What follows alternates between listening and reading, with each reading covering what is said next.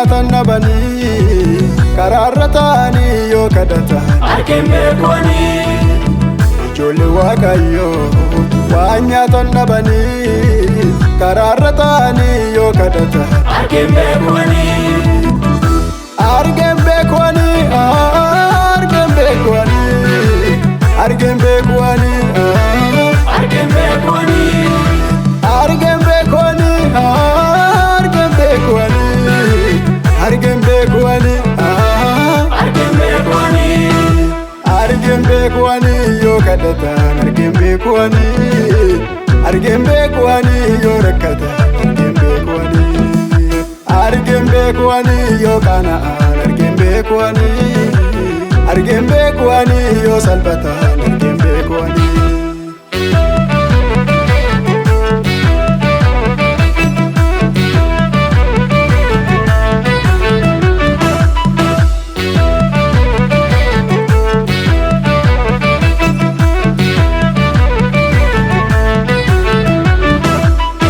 Bakka isaanii bu'eefi du'a isaanii du'eefi fideera isaanii niisu.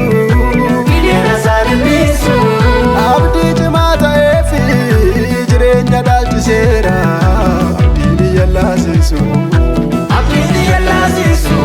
Bakka isaanii bu'eefi du'a isaanii du'eefi fideera isaanii niisu. Fideera isaanii niisu.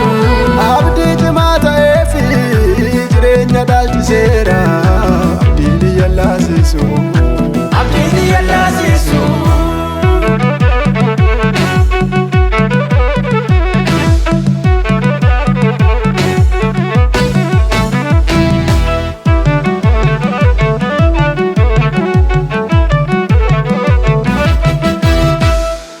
Ba'ee ol galuutti faarsa gaarummaan kennumu na keessa taa'een yeedaleessa. Dhiiga keessitu naaf arjoome waa maraan guutuudha godhoon keesse na keentarreessa. Ba'ee ol galuutti faarsa gaarummaan kennumu na keessa taa'een yeedaleessa. Dhiiga keessitu naaf arjoome waa maraan guutuudha godhoon keesse na keentarreessa. Faarfamuun kan irraa tolu jajamuun kan irraa tolu Yesuus duwwaadha yoomu. Faarfamuun kan irraa tolu jajamuun kan irraa tolu Yesuus duwwaadha yoomu. Yesuus duwwaadha yoomu. Yesuus duwwaadha yoomu. Yesuus duwwaadha yoomu. Yesuus duwwaadha yoomu. Yesuus duwwaadha yoomu. Yesuus duwwaadha yoomu. Yesuus duwwaadha yoomu. Yesuus duwwaadha yoomu.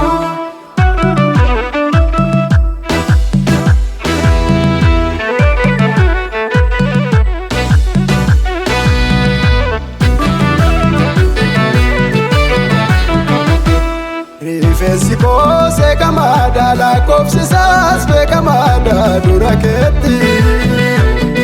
Maal sodaadheen duuba laala fuuldura kootaan akkama qabu fanaadha. Rifeensi koo seekamaadha lakkoofsisaas beekamaadha dura keetti. Maal sodaadheen duuba laala fuuldura kootaan akkama qabu fanaadha.